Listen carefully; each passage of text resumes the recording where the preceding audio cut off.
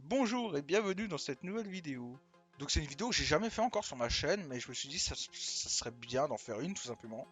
C'est une vidéo top 10 des coasters que j'ai déjà raidé, donc c'est des coasters que j'ai fait, hein, où je suis monté dessus, et c'est pas les coasters que j'ai pas encore fait.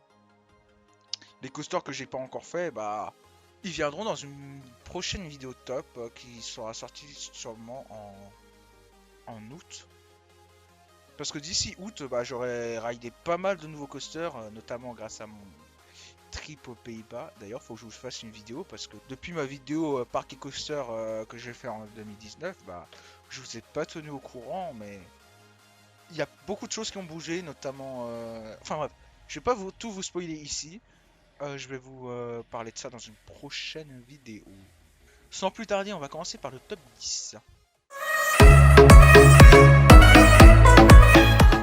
Donc en numéro 10, nous retrouvons Comet à Walligator. Donc que dire sur ce vieux Vekoma, à part que c'est un Vekoma, hein.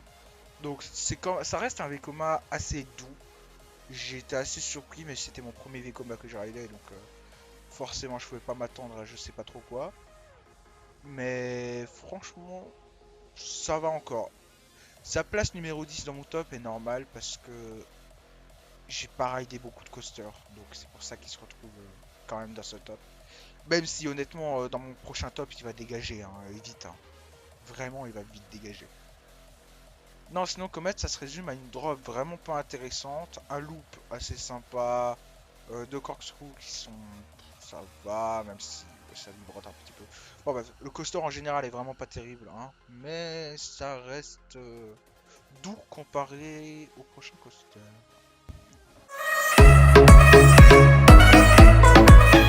En numéro 9, nous retrouvons Euromir à Europa Park. Donc c'est du vieux Mac, donc forcément c'est pas tout récent déjà, hein. Le bordel date quand même de 1997, donc après c'est un petit peu normal. Mais qu'est-ce qu'on peut citer comme point fort à peu près? Bah, on peut quand même dire que le coaster est assez long. Même si je sais pas si c'est vraiment un point fort qu'il est long, mais bon. Surtout à cause de son lift qu'il est long, mais bon, enfin on n'est pas là pour parler de ça. On est surtout là pour parler du coaster. Donc le coaster en général, baf, c'est pas terrible. Il y a beaucoup de temps mort où il se passe rien, et c'est surtout l'aspect du spinning coaster qui me dérange. C'est que Mac nous ont concocté un spinning coaster, mais il ne l'exploite pas en fait. Les seules parties où le wagon spin, c'est dans la partie du haut, donc un peu une sorte de partie voie de mouse, ou dans la partie juste après la drop où le wagon change de sens. Mais sinon, l'aspect spin coaster est pas du tout exploité et je trouve ça vraiment dommage, dommage.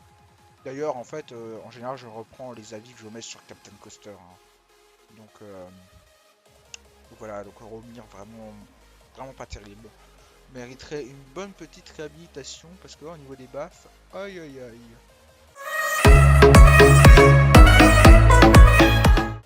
En numéro 8, on retrouve Timber Drop, donc de Frépertuis. C'est un SCS, donc c'est le seul SCS que j'ai fait. D'ailleurs, je vais aller le re-rider cette année, normalement, si tout va bien. Euh, Franchement, que dire de ce coaster, parce que je me rappelle plus très bien. Ça fait déjà 2 ans que je suis plus allé le re-rider. Euh, Parce que l'année dernière, en fait, au lieu d'aller à Frépertuis, on est allé à Walligator. Enfin bref. Donc que dire de Timber Drop? C'est un LCS vraiment sympa, notamment avec cette drop. Franchement, elle est très surprenante, même si dans mes souvenirs, je me rappelle qu'elle faisait très très mal aux épaules, vraiment mal aux épaules. Ça n'a pas beaucoup de sensations, c'est fluide, ça vibre pas, mais les harnais LCS, franchement, dégagez-les parce que c'est une horreur. Pendant la first drop, c'est une horreur. Notamment le sort d'Immelman chelou où tu restes à l'envers, là, c'est... T'as tout ton poids de ton corps sur tes épaules, avec les harnais tout durs. Ouais, c'est pas très confortable. Sinon, le coaster est plutôt fun à rider, pas de sensation, mais c'est fun. Je recommande quand même ce petit coaster qui prend vraiment pas beaucoup de place. Un bon petit coaster pour Frépertuis.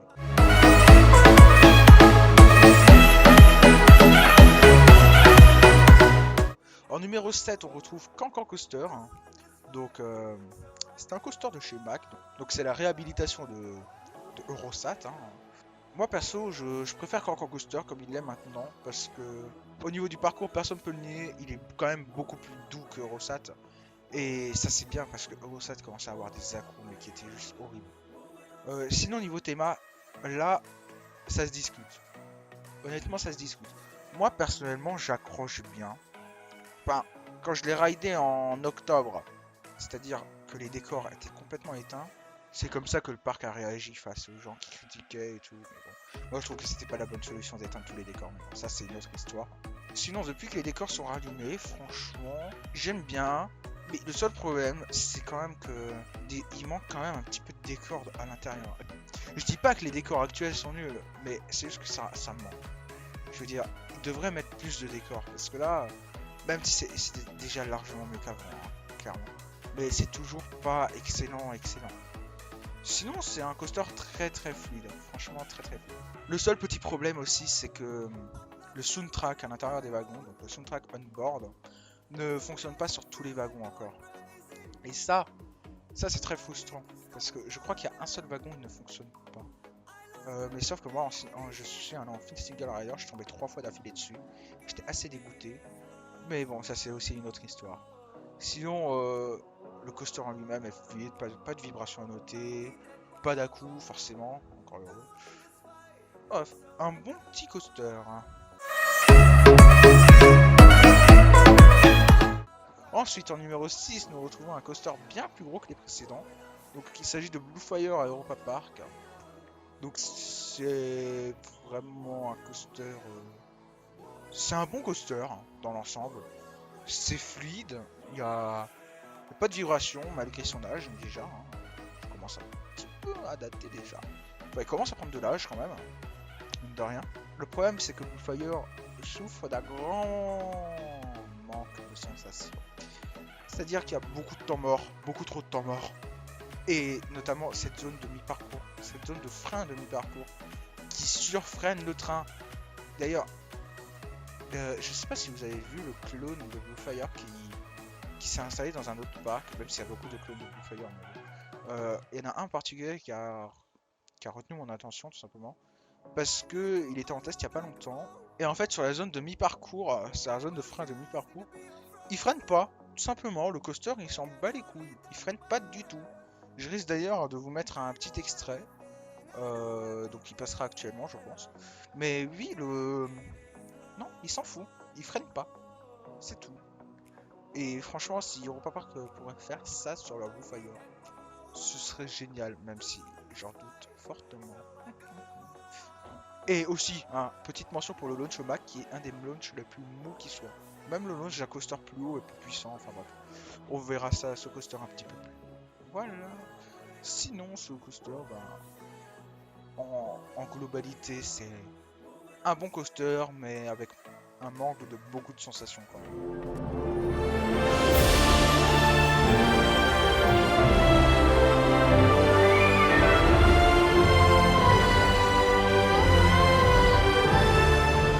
En numéro 5, on retrouve The Monster, donc c'est le gros inverted BM de chez Walligator.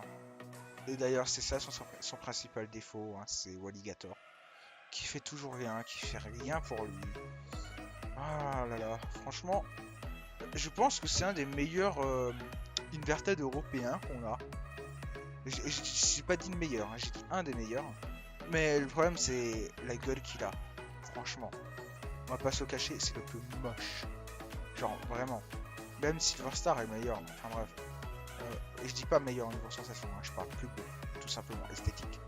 Mais en parlant du ride en lui-même, The Monster est monstrueux, tout simplement. Il y a des gros jets pendant tout, enfin, pendant tout le layout en fait. Les jets ne s'arrêtent jamais. Et surtout, l'absence de mid-break fait que la deuxième partie du layout est juste monstrueux aussi. Elle dépote complètement. Les flat spins sont passés à une de ses vitesses. Oh, c'est abusé. Enfin bref, The Monster c'est une bête d'intensité mais qui est tombée dans le mauvais parc.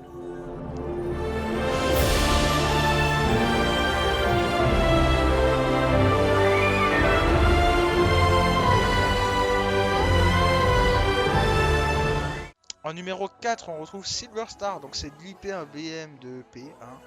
Je pense que tout le monde le connaît celui-là, Silver Star.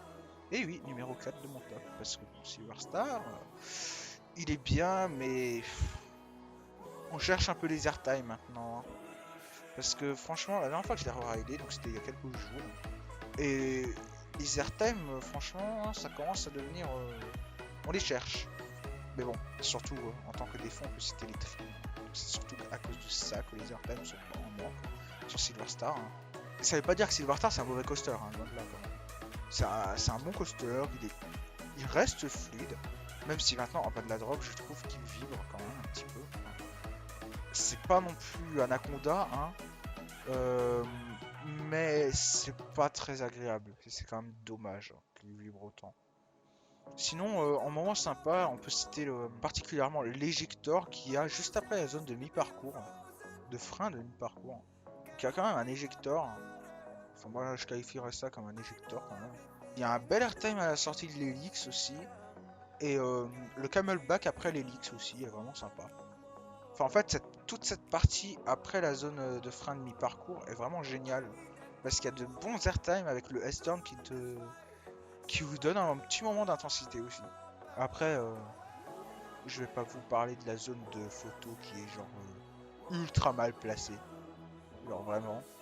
Au moins on voit votre tête quand le ride est fini. Voilà. Mais bon. Ça c'est une autre histoire.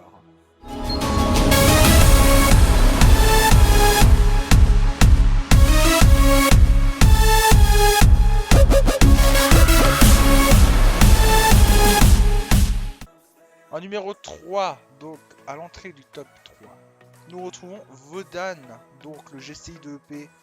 Donc franchement, celui-là par contre ça change complètement par rapport à Silver Star, à mon avis. En début de journée, Vodan est assez doux, on va dire. Même s'il est déjà franchement très bon, enfin moi j'aime bien. Mais on voit toute la différence en fin de journée vers 19h30, clairement. Là, Vodan est intense, vraiment, il est intense. Après, ce qui est dommage quand même, c'est que... bah, c'est pas ça qui est dommage, hein, c'est que c'est un GCI. Mais en général, GCI, ils font des bons airtime. Et là, il n'y a pas beaucoup d'airtime en fait. C'est ça le truc, c'est plus des G positifs en fait. Et c'est beaucoup de changements de direction. Mais après, j'aime bien les changements de direction, donc ça va. Mais après, ce que j'aime bien aussi dans Vodan, c'est la vitesse qu'il garde tout le long du layout. Donc, il perd pas beaucoup de vitesse, à part au moment à la sortie du fly-through. Il perd un petit peu de vitesse, mais après on est relancé directement sur la deuxième partie du layout. Et là, franchement, c'est plutôt pas mal. Même si bon, il n'y a aucun coaster de EP qui arrive à se démarquer vraiment, hein. Mais bon, franchement, c'est mon coaster de EP favori à cause de son intensité. Et aussi, j'ai oublié de vous parler de sa force drop qui est complètement... qui arrache quand même. Quand vous êtes au Lastro, donc c'est le 12e rang sur Vodan, vous faites bien décoller de votre siège, hein. Enfin bref, un bon petit coaster GCI comme on a dit.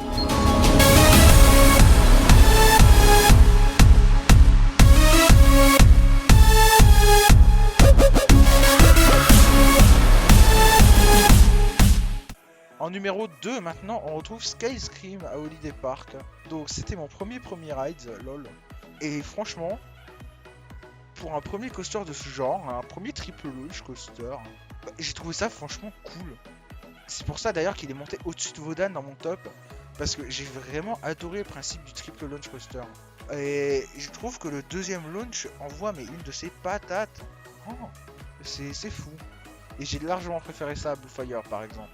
Comme je vous disais ça avant, bah justement c'est lui qui dépasse le launch de Blue Fire. Parce que tout simplement, bah je trouve qu'il a beaucoup plus de patates. Mais ça c'est qu'une question de goût après, hein. Et pour parler du ride en lui-même, honnêtement, le principe des lap bars de chez Premier Ride, franchement, mais c'est tellement confortable. Genre, je comprends pas les gens qui aiment pas avoir des sortes de protection au niveau des genoux. Enfin, c'est plus au niveau des tibias, mais bon. Je sais que RMC le fait aussi.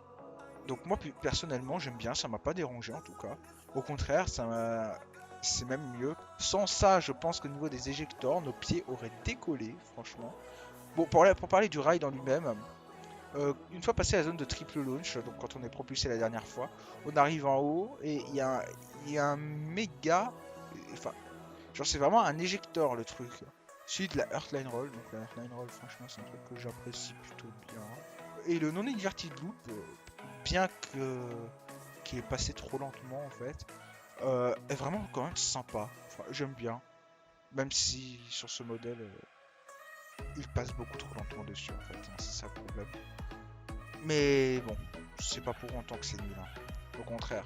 Et il y a une certaine puissance quand même par moment, notamment pendant le triple launch coaster, on a des grosses pointes de G+, et ça franchement moi j'aime bien.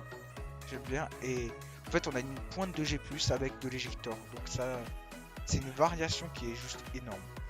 Bref, un excellent petit coaster, franchement ce Skyscream.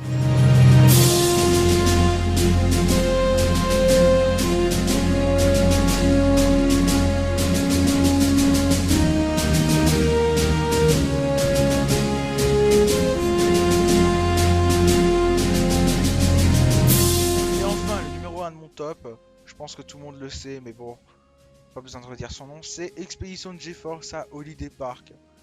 Donc voilà, bien sûr, je suis enfin allé le rider cette année et j'ai vraiment pas été déçu par ce coaster. C'est littéralement une tuerie de chez Intamin. Donc un coaster simple, avec un layout si simple, mais toujours aussi efficace apparemment. Ces airtime qui vous envoient mais en l'air, là c'est pas du Silver Star, là c'est clair, hein. Là c'est vraiment, c'est puissant. Mais après, il y a quand même quelques petits points négatifs. Enfin, un petit point négatif. C'est les lap bars. Enfin, pour moi en tout cas, les lap bars, si on les serre trop, c'est un enfer. On profite pas du tout du ride, on est plus en train de dire aïe aïe aïe qu'autre chose. Mais si vous arrivez à ne pas trop serrer la lap bar, et qu'il y a un espace entre vos cuisses et la lap bar, là c'est une vraie merveille Expedition GeForce. Après, le problème c'est que les OP en gare vous défoncent avec la lap bar, ils vous l'appuient comme pas deux. Mais la technique pour ça c'est de lever un petit peu vos jambes. Comme ça il appuie dessus et il voit qu'il peut pas descendre et du coup il arrête d'appuyer. Et en fait, bah, c'est juste vous qui avez levé vos jambes. Lol. Mais moi c'est ce que j'ai fait et c'était nickel. Parce que j'ai bien ridé Expedition GeForce en mode parfait. Que Expedition GeForce en mode aïe aïe aïe parce que la barre était beaucoup trop serrée. Mais je vous jure que la barre trop serrée c'est une horreur à faire, hein. C'est vraiment une horreur, ça fait trop mal. Mais surtout sur le deuxième camelback où il y a l'airtime à moins 1,8 G, c'est une horreur. Si la barre est bien mise, c'est une merveille. Et le GF turn il dépote, oh mon dieu. Il l'envoie mais oh waouh. Et aussi, j'ai oublié de parler de sa force drop qui est complètement monstrueuse. Sa force drop au Lastro, mais elle est complètement monstrueuse. Elle vous arrache de votre siège, c'est un truc de fou. J'ai jamais vu une force drop comme ça. En même temps, faut en dire que j'ai pas raidé beaucoup de coasters hein, pour l'instant. Ça risque de changer d'ailleurs, hein. Mais bon, on verra ça dans la prochaine vidéo. En tout cas, voilà, c'est tout pour cette vidéo. J'espère que ce format vous aura plu. C'est vrai que j'ai pas l'habitude de faire ça sur ma chaîne, mais je devrais faire ça plus souvent parce que j'ai vraiment bien aimé. Et ça change des vidéos dans les parcs, mais le problème c'est que j'ai pas d'autres idées de format comme ça à faire. Mais bon, je trouverai bien par la suite. J'espère que vous aimez aussi ma nouvelle manière de monter les vidéos. Parce que c'est vrai que je prends pas mal du temps sur le montage. Je me fais pas mal chier à faire le montage. Mais quand je vois le résultat, je suis vraiment content. Dans tous les cas, n'hésitez pas à vous abonner, à lâcher le pouce bleu et un commentaire surtout. J'aime bien répondre à vos commentaires et à lire vos commentaires, ça fait toujours plaisir. Et puis moi sur ce je vous dis à plus pour une nouvelle vidéo.